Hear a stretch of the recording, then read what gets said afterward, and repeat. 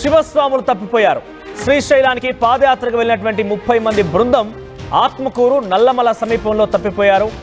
7 అయితే 8 గంటల పాటుగా అటవీ ప్రాంతంలో నరకయాతన అనుభవించినట్టు తెలుస్తోంది.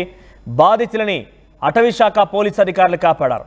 ఒక పాదయాత్రగా శ్రీశైలానికి వెళ్తున్నటువంటి ఆ పాదయాత్రగా వెళ్ళేటువంటి 30 మంది బృందంలో నుంచి 7 తప్పినట్టు తెలుస్తోంది. ఆ 7 అందరూ కూడా అటవీ ప్రాంతంలో చాలా తీవ్రమైన నరకయాతన అనుభవించారు. సుమారుగా 8 గంటల పాటు అటవీలోనే చాలా తీవ్ర ఇబ్బందులు పడ్డారు.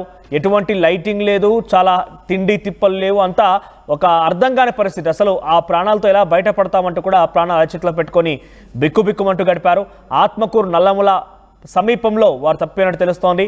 మరి అంతా కలిసే వెళ్ళారు. ఏ రకంగా తప్పిపోయారు ఏంటనేది కొంత అనుమానంగా అయితే ఉంది. ఒకసారి ఆ పోలీసులతో తప్పిపోయిన వారిని కాపాడిన తర్వాత వారంతా కూడా మాట్లాడుతున్నారు. వారు ఏం మాట్లాడారో చూద్దాం. శ్రీశైలం పాదయాత్ర భక్తులకు శివస్వాములకు అందరికీ అటవీ శాఖ తరఫున మా యొక్క విన్నపం ఏమంటే, ఈరోజు కొల్లాపూర్కు చెందినటువంటి కొంతమంది శివస్వాములు శ్రీశైలం పాదయాత్ర వెళ్ళే క్రమంలో వీళ్ళు దావ తప్పేసి ఏం చేస్తున్నారంటే ఫారెస్ట్లో వేరే చోట పోయి వీళ్ళు చాలా ఇబ్బంది పడినారు.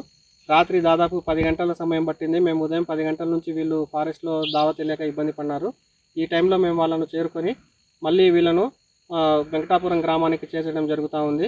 కాబట్టి దయచేసి స్వాములు శివస్వాములు అంతా కూడా ఒకటే ఆలోచించండి. మీరు గూగుల్ మ్యాప్స్లో కానీ ఇంకొక రకంగా కానీ మీరు వేరే దావలను చూసుకొని ఇబ్బంది పడవద్దు. మీరు ఎట్టి పరిస్థితుల్లో కూడా పాదయాత్ర వెంకటాపురం నుంచి మొదలవుతుంది.